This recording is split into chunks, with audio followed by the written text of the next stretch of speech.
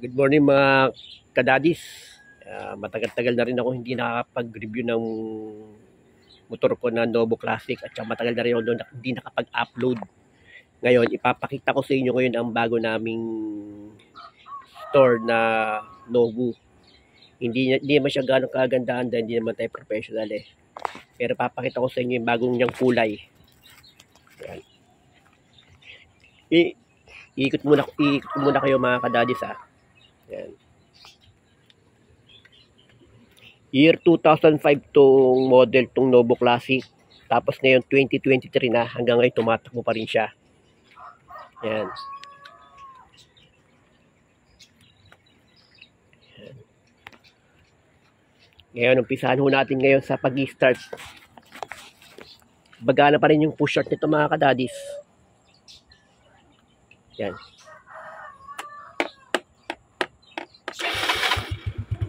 Yan. Pakinggan nyo yung tunog mga kadadis kung talagang ano siya.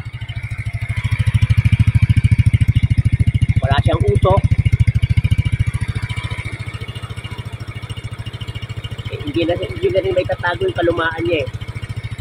Yung shock niya, may kalawang, hindi pa napapanturahan, pero okay pa siya. Yung original yung shock niya eh. Yung gulong niya na bili namin sa marketplace eh hindi namin alam na gulong pala ng bike itong nabili namin. Hindi ko alam kung katagal to, pero ibabalik ko yung stock nito na malaking gulong para hindi naman delikado pag ginamit.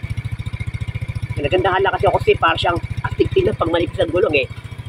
Pwede naman siyang manipis kung ang gulong na yan ay gulong talaga siya ng motor, hindi siya gulong ng BMX. Yan. Yung pintura niya, ayan. Hindi naman siya ganong kagandahan pero pwede na pagtyagaan.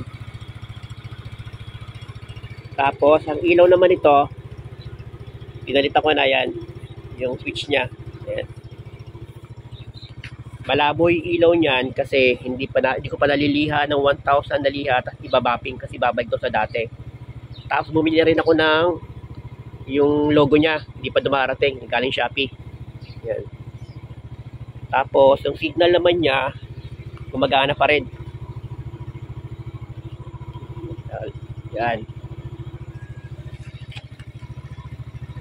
Tapos yung kabila. Tapos yung ano naman, yung kabila naman. Yan. Para makita nyo rin. At gumagana yan.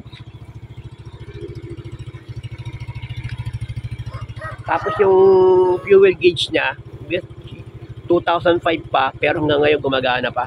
Ayan. Tapos yung kilometers niya, yung odometer niya, gumagana pa rin. Ayan.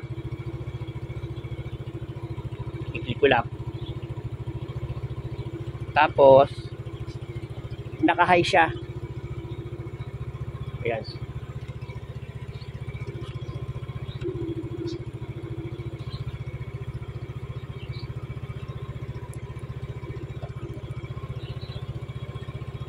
Yan.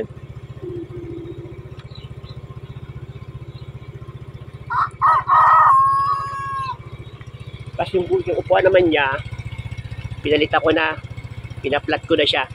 Pero ito pa rin yung original niya, bali tinabasan lang siya. Kaya nagmukha siyang astig tingnan no. Step flat niya, hindi ko rin binago.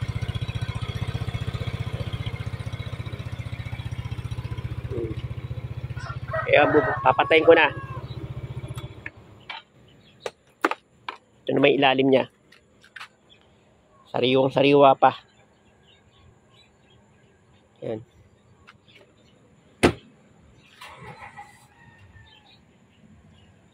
Tapos ito, side mirror niya, stock pa rin, pinalawang na. Pero pag may time, ayusin natin yan. Yan. Kaya ito yung Novo Classic na year 2005, ngayon 2023 na ngayon, tumatakbo, pwede pa pang malayuan, ang tunog ng makina maayos. Ngayon magpapalit tayo ng gulong. Ito ipapalit ko ngayon mga kadadis. Makapal na siya. Bali 80 by 90, 16 siya. Dunlop siya. Kasi pag ito ilalagay ko, mukhang delikado to kasi manipis dahil tsaka hindi naman pala to hindi pala siya pwede sa motor kasi sa BMX pala tong gulong na to. Yan. Maganda lang siya tingnan. Ito ipapalikpit yung unahan. Tapos ito naman yung sa likod. Medyo pudpud na ng konti pero pwede pa. 90 by 80 rin siya. Yan. Ayan. Makapit naman siya eh. Kailangan lang palitan. Yan. Hanggang dito na lang. Maraming salamat ha.